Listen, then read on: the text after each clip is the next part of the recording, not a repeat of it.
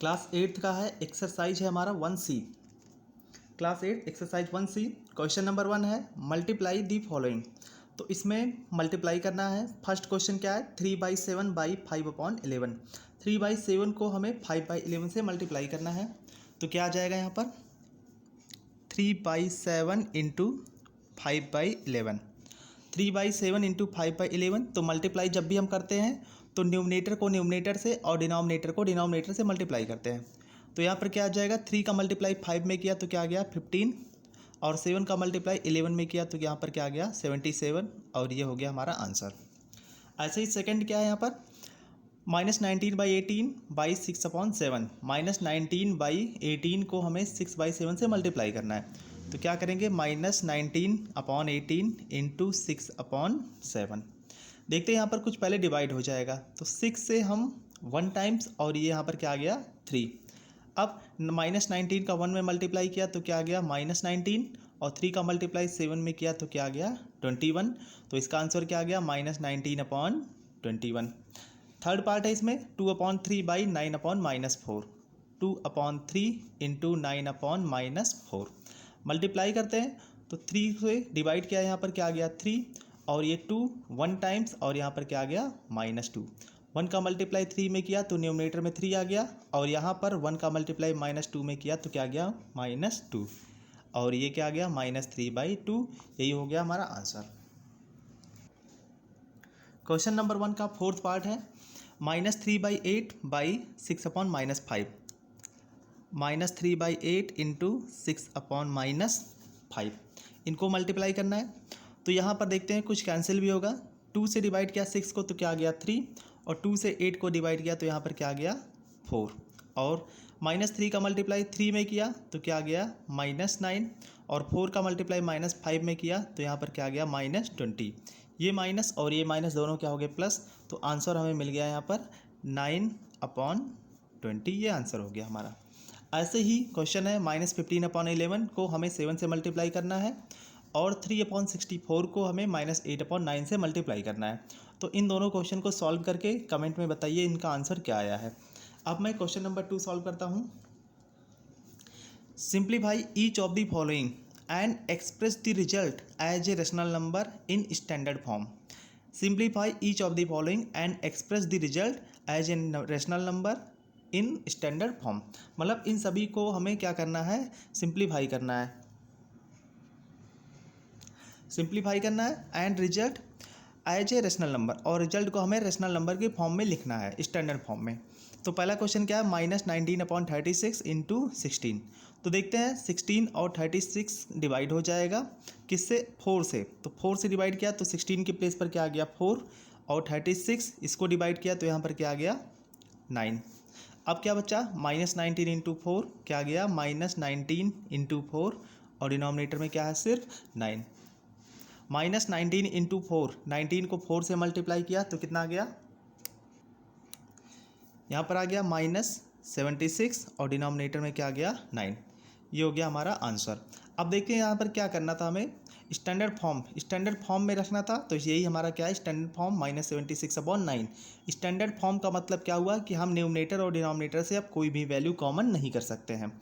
जैसे -76 और 9 है डिनोमिनेटर में, तो यहाँ न्यूमरेटर और डिनोमिनेटर से कोई कॉमन नहीं निकलेगा, तो इसी को क्या बोलते हैं स्टैंडर्ड फॉर्म।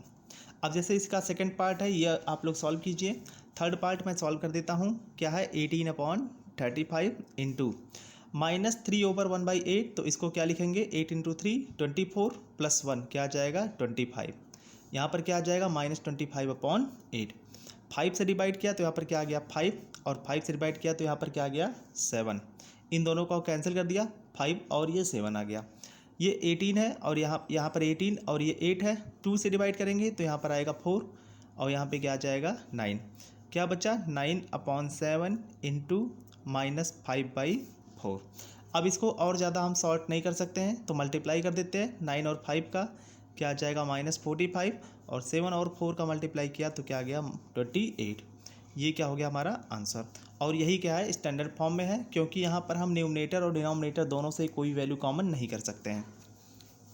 ऐसे ही फोर्थ पार्ट है इसका, -5/1/4 इंटू 3/1/3। तो -5/1/4 को क्या लिख सकते हैं, -5 4 इंटू 5 क्या आ गया 20 + 1 21/4 इंटू 3 इंटू 3 क्या आ गया 9 + 1 क्या आ गया 10/3। 3 से डिवाइड किया 1 और ये क्या आ गया 7। 2 से डिवाइड किया यहाँ पर 2 आया और यहाँ पर क्या आ गया 5। -7/2 इंटू 5/1 क्या आ गया -35/2। ये आ गया आंसर हमारा। अब ऐसे ही क्वेश्चन नंबर 5 और 6 इन दोनों को भी आप लोग सॉल्व कीजिए। तो 2nd, 5th और 6 इन तीनों क्वेश्चन को आप लोग सॉल्व कीजिए। अब मैं सॉल्व करता हूँ क्वेश्चन नंबर 3। क्वेश्चन नंबर 3 है यहाँ पर, क्वेश्चन 3 है सिंप्लीफाई दी फॉलोइंग। इनको सिंप्लीफाई करना है। तो पहला क्वेश्चन है यहाँ पर -2/9 इंटू 27/16 प्लस -1/2 इंटू 5/3। तो इसको सिंप्लीफाई करना हमें। क्या है -2/9 इंटू 27/16। तो देखते हैं -2/9 इंटू 27/16 प्लस 1 का मल्टीप्लाई 5 में किए करेंगे तो क्या आ जाएगा -5 और 2 का मल्टीप्लाई 3 में करेंगे तो क्या आ जाएगा 6। सॉल्व किया, देखें यहाँ से 9 से डिवाइड किया 27 को तो क्या मिल गया हमें, यहाँ पर 3 मिल गया, 3 टाइम्स गया। ये माइनस और ये माइनस क्या हो गया प्लस, इस 2 से इस 16 को डिवाइड किया तो क्या आ गया 8। तो यहाँ पर क्या आ गया 3/8 और ये प्लस -5/6 आ गया। इसको सॉल्व किया तो क्या आ गया 3/8 और सॉल्व किया 3/8 -5/6। 8 और 6 दोनों का अगर हम एलसीएम फाइंड करते हैं तो 8 और 6 का एलसीएम क्या जाता है 24। क्या है यहाँ पर 3 में मल्टीप्लाई करेंगे किससे, 3 के डिनोमिनेटर में क्या है 8 से 24 को डिवाइड किया तो क्या आ गया 3। तो इस 3 में मल्टीप्लाई कर देंगे हम 3 से। -5 है, 5 में मल्टीप्लाई करेंगे, 5 का डिनोमिनेटर क्या है 6 और 6 से अगर 24 को डिवाइड किया तो क्या आ गया 4। तो 5 में हमने 4 से मल्टीप्लाई कर दिया। 3 इंटू 3 क्या आ गया 9 -5 इंटू 4 20/24। 9 - 20 क्या आ जाएगा -11 और डिनोमिनेटर में क्या है 24। ये क्या हो गया हमारा आंसर। इसी को हमने सिंप्लीफाई कर दिया। अब इसी का सेकंड पार्ट है यहाँ पर 5/2 इंटू -16/5 और माइनस ब्रैकेट में क्या है -35/3 इंटू 1/7 इंटू 21। इस क्वेश्चन को आप लोग सॉल्व कीजिए। इसका थर्ड पार्ट जो है वो मैं सॉल्व करता हूँ। क्या है 3/5 इंटू -10/9 फर्स्ट ब्रैकेट में प्लस सेकंड ब्रैकेट में क्या है यहाँ पर -4/5 इंटू 1/8 माइनस, फिर इसके बाद ब्रैकेट में क्या है 2/5 इंटू -15/6। तो इसको हमें सिंप्लीफाई करना है। तो सॉल्व करते हैं। यहाँ पर देखते हैं ये 3 से इस 9 को डिवाइड किया तो क्या बचा हमें यहाँ पर 3 बचा। इस 5 से डिवाइड किया 10 को तो यहाँ पर क्या बचा -2। तो न्यूमरेटर में क्या गया -2 और डिनोमिनेटर में क्या गया 3। तो क्या बचा -2/3। ये हुआ, बीच में प्लस सिंबल, ये यहाँ पर माइनस और ये माइनस क्या हो गया प्लस। इस 4 से 8 को डिवाइड किया तो यहाँ पर क्या आ गया 2 और न्यूमरेटर में 1 इंटू 1 क्या आ गया 1 और 5 इंटू 2 क्या आ गया यहाँ पर 10। उसके बाद माइनस यहाँ पर देखते हैं 2 1 और यहाँ पर क्या आ गया 3 डिवाइड कर दिया 5 ये 1 टाइम्स और यहाँ पर कितना टाइम्स गया 3 टाइम्स। तो क्या बचा यहाँ पर 1 इंटू -3 क्या आ गया -3 और 3 इंटू 3 ये भी क्या आ गया डिनोमिनेटर में 3। अब आगे सॉल्व करते हैं इसको हम। तो देखते हैं -2/3 प्लस 1/10 और ये माइनस माइनस क्या हो जाएगा प्लस क्या आ जाएगा 3/3। यहाँ से हमने क्या लिख लिया 3/3 -2/3 प्लस 1/10। इस 3/3 को हमने पहले लिख लिया तो क्या गया 3/3 -2/3 प्लस 1/10। 3/3 -2/3 डिनोमिनेटर सेम है तो न्यूमरेटर को हम डायरेक्टली सब्ट्रैक्ट कर लेंगे तो क्या आ जाएगा 1/3 प्लस 1/10। 10 का मल्टीप्लाई 1 में किया तो क्या आ गया 10 और 3 का मल्टीप्लाई 1 में किया तो 3/30 क्या आ गया 13/30। यही हो गया इसका आंसर थर्ड पार्ट का। अब ये सेकंड पार्ट बचा है, इसको आप लोग सॉल्व कीजिए। अब है question number 4 fill the blanks. Fill in the blanks में फिल करना है। पहला क्या है -13/17 इंटू 11/15 इक्वल टू क्या है 11/15। तो बच्चा कौन सा नंबर है -13/17। तो ब्लैंक्स में हमने क्या रख दिया, -13/17। सेकेंड क्वेश्चन है यहाँ पर -29 इंटू -5/13 इक्वल टू -5/13 क्या है यहाँ पर, -29 आ जाएगा, simple. 11/9 into -8/7 into -3/4 equal to -8/7 into -3/4 है, क्या बचा 11/9, ये लिख दिया हमने।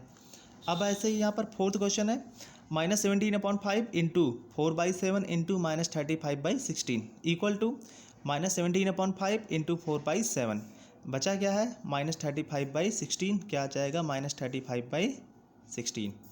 अब ऐसे ही क्वेश्चन नंबर 5 है, क्वेश्चन नंबर 5 को हम बाद में करते हैं, पहले हम सॉल्व कर लेते हैं क्वेश्चन नंबर 6। तो क्वेश्चन नंबर 6 पहले हम सॉल्व करते हैं।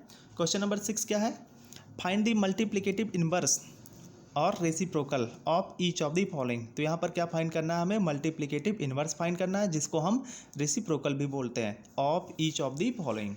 तो मल्टीप्लिकेटिव इनवर्स क्या होता है, इसको हम देखते हैं। तो यहाँ पर multiplicative inverse of A/B equal to क्या होता है, B/A। Multiplicative inverse of A/B equal to क्या आ जाएगा, B/A। मतलब A/B का मल्टीप्लिकेटिव इनवर्स क्या होगा, B/A। और इसको हम ऐसा भी लिख सकते हैं, A/B इक्वल टू 1/A/B, इस तरह से भी लिख सकते हैं। तो मल्टीप्लिकेटिव इनवर्स क्या हो जाएगा, A/B का B/A हो जाएगा। अब ऐसे ही क्वेश्चन सॉल्व करते हैं। तो पहला क्या है यहाँ पर 11/13, तो क्या आ जाएगा यहाँ पर multiplicative inverse of 11/13 equal to क्या आ जाएगा 13/11। 11/13 का क्या आ जाएगा 13/11। ऐसे सेकंड क्या है मल्टीप्लिकेटिव इनवर्स ऑफ -15/19, ये क्या आ जाएगा 19/-15, सिंपल है। अब ऐसे ही जैसे फोर्थ पार्ट है, थर्ड आप लोग सॉल्व कर लेंगे। फोर्थ क्या है 16, तो मल्टीप्लिकेटिव इनवर्स ऑफ 16 ये क्या आ जाएगा 1/16। 16 का मल्टीप्लिकेटिव इनवर्स क्या आ जाएगा 1/16। अब ऐसे ही यहाँ पर क्या है -7, तो -7 का क्या आ जाएगा 1/-7। -1 है तो -1 का -1 ही होगा, 1 का भी 1 ही होगा। तो बाकी और वैल्यू की आप लोग मल्टीप्लिकेटिव इनवर्स यहाँ पर फाइंड कर लीजिए। तो मल्टीप्लिकेटिव इनवर्स मतलब क्या होता है, ऐसे दो नंबर जिनको हम मल्टीप्लाई कर दें तो उनकी वैल्यू क्या हो जाए 1 हो जाए, उसी को क्या बोलते हैं हम मल्टीप्लिकेटिव इनवर्स बोलते हैं एक दूसरे का। अब यहाँ पर कुछ प्रॉपर्टीज हैं मल्टीप्लिकेशन की, तो क्या है properties of multiplication of rational numbers. Properties of multiplication of rational number. तो पहला प्रॉपर्टी क्या है क्लोजर प्रॉपर्टी।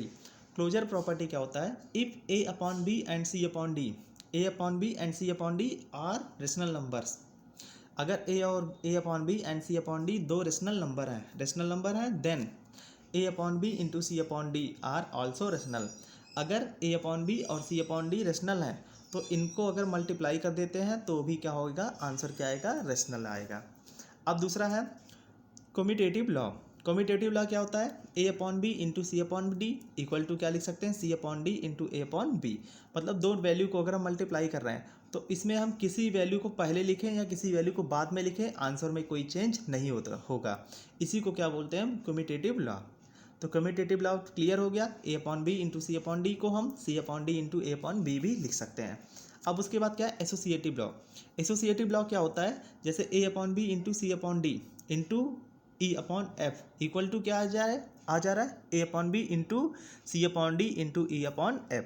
इसका मतलब ये हुआ कि जब हम 3 रेशनल नंबर को मल्टीप्लाई कर रहे हैं, फर्स्ट रेशनल नंबर ये है, ये सेकंड रेशनल नंबर, ये थर्ड रेशनल नंबर, इन तीनों को हम मल्टीप्लाई कर रहे हैं, तो हम चाहे जिसको पहले मल्टीप्लाई करें और तीसरे नंबर को बाद में करें तो आंसर हमारा सेम आएगा। जैसे यहाँ पर हमने इन दोनों रेशनल नंबर को पहले मल्टीप्लाई किया है, बाद में इसको मल्टीप्लाई किया है, और इसमें क्या किया है हमने इन दोनों को पहले मल्टीप्लाई किया है फिर उसके बाद में इसको मल्टीप्लाई किया है। तो एसोसिएटिव लॉ यही कहता है कि 3 या 3 से ज़्यादा अगर रेशनल नंबर्स हैं उनको आप किसी भी ऑर्डर में मल्टीप्लाई करें, आंसर हमेशा सेम ही रहेगा। फिर उसके बाद क्या है मल्टीप्लिकेटिव इन्वर्स। मल्टीप्लिकेटिव इन्वर्स अभी हमने ऊपर पढ़ा है, क्या होता है multiplicative inverse of A/B is B/A। A/B का मल्टीप्लिकेटिव इन्वर्स क्या होता है B/A। और ऐसा होता है such that a upon B into B upon A equal to 1, मतलब कोई नंबर है और उसका मल्टीप्लिकेटिव इन्वर्स है, दोनों को मल्टीप्लाई कर दें तो आंसर क्या आ जाता है, 1 आ जाता है। अब उसके बाद है डिस्ट्रीब्यूटिव लॉ। डिस्ट्रीब्यूटिव लॉ क्या होता है, a upon B into C upon D और ये बीच में प्लस ई अपॉन एफ। तो इसका मतलब क्या होता है, ए अपॉन बी का मल्टीप्लाई सी अपॉन डी में भी करेंगे और प्लस के साथ ए अपॉन बी का मल्टीप्लाई ई अपॉन एफ में भी हम करेंगे। इसी को क्या किया करते हैं हम, डिस्ट्रीब्यूटिव लॉ।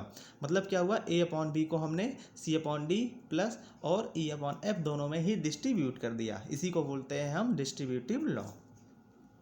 उसके बाद है 6 existence of multiplicative identity. Existence of multiplicative identity, इसका मतलब क्या होता है, अगर हम किसी रेशनल नंबर में 1 से मल्टीप्लाई करें तो उस रेशनल नंबर में कोई चेंज की वैल्यू में कोई चेंज नहीं होता है। जैसे ए अपॉन बी एक रेशनल नंबर है, अगर ए अपॉन बी में 1 से मल्टीप्लाई करें, चाहे हम 1 में ए अपॉन बी से मल्टीप्लाई करें, तो आंसर हमें क्या मिलेगा, ए अपॉन बी ही मिलेगा, मतलब इसके आंसर में कोई चेंज नहीं होता है। तो 1 को क्या बोलते हैं हम, मल्टीप्लिकेटिव आइडेंटिटी।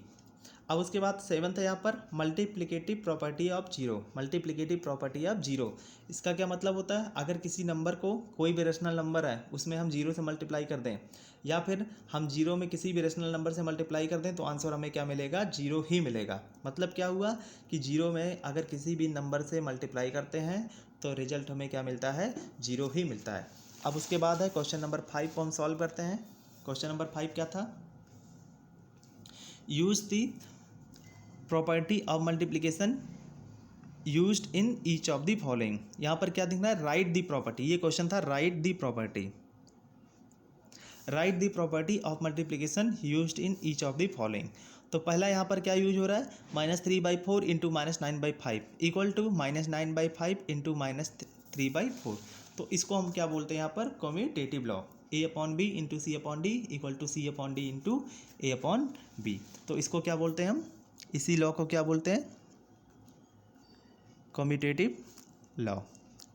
अब उसके बाद यहाँ पर क्या है, 5/6 इंटू -2/3 इंटू -7/13 इक्वल टू, यहाँ पर क्या हो रहा है, पहले हम 5/6 और -2/3 को मल्टीप्लाई करते हैं, फिर उसके बाद -7/13 को मल्टीप्लाई कर रहे हैं, या फिर हम -2/3 और -7/3 को 13 को मल्टीप्लाई कर लें, उसके बाद 5/6 को मल्टीप्लाई करें। तो इस लॉ को क्या बोलते हैं हम, इसको बोलते हैं हम एसोसिएटिव लॉ, एसोसिएटिव लॉ। अब उसके बाद नेक्स्ट क्या है, यहाँ पर -2/7 का मल्टीप्लाई किया जा रहा है, किसमें, -5/6 प्लस 3/5 में। तो आंसर हमें क्या मिल रहा है, -2/7 इंटू -5/6 प्लस -2/7 इंटू 3/5। तो इसको हम क्या बोलते हैं, इस लॉ को हम बोलते हैं डिस्ट्रीब्यूटिव लॉ, इसको क्या बोलते हैं हम, डिस्ट्रीब्यूटिव लॉ। अब उसके बाद क्या है, 9/-13 into -13/9 equal to -13/9 into 9/-13 equal to क्या आ रहा है, 1। अगर यहाँ पर हम बात करते हैं तो 9/13 और -13/9 क्या है, एक दूसरे के मल्टीप्लिकेटिव इन्वर्स हैं। जैसे 9/-13 में हमने -13/9 को मल्टीप्लाई किया, तो ये -13/9 9/-13 का मल्टीप्लिकेटिव इन्वर्स है। तो इसको हम क्या बोलते हैं, इस लॉ को हम क्या बोलते हैं, मल्टीप्लिकेटिव आइडेंटिटी, सॉरी, इसको हम बोलते हैं मल्टीप्लिकेटिव इन्वर्स,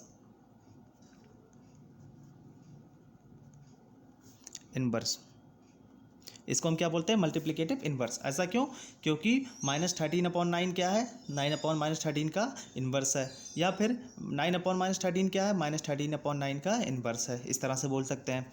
नेक्स्ट क्या है, -17/11 into 1 equal to 1 into -17/11 equal to -17/11 है। इसको क्या बोलते हैं, इसको हम बोलते हैं multiplicative identity,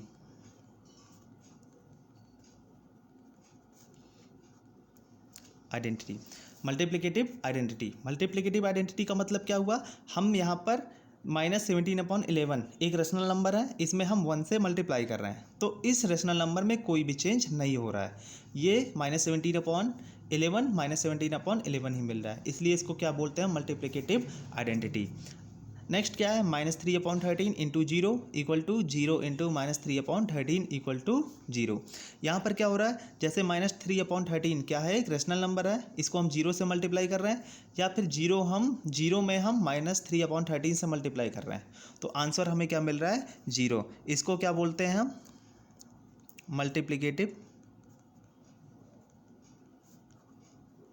property of zero. इसको हम बोलते हैं मल्टीप्लिकेटिव प्रॉपर्टी ऑफ जीरो, क्योंकि यहाँ पर हम क्या हो रहा है, किसी भी रेशनल नंबर को जीरो से मल्टीप्लाई करो या जीरो में किसी भी नंबर से मल्टीप्लाई करो तो उसकी वैल्यू क्या होती है, जीरो होती है। इसीलिए इसको क्या बोलते हैं, मल्टीप्लिकेटिव प्रॉपर्टी ऑफ जीरो।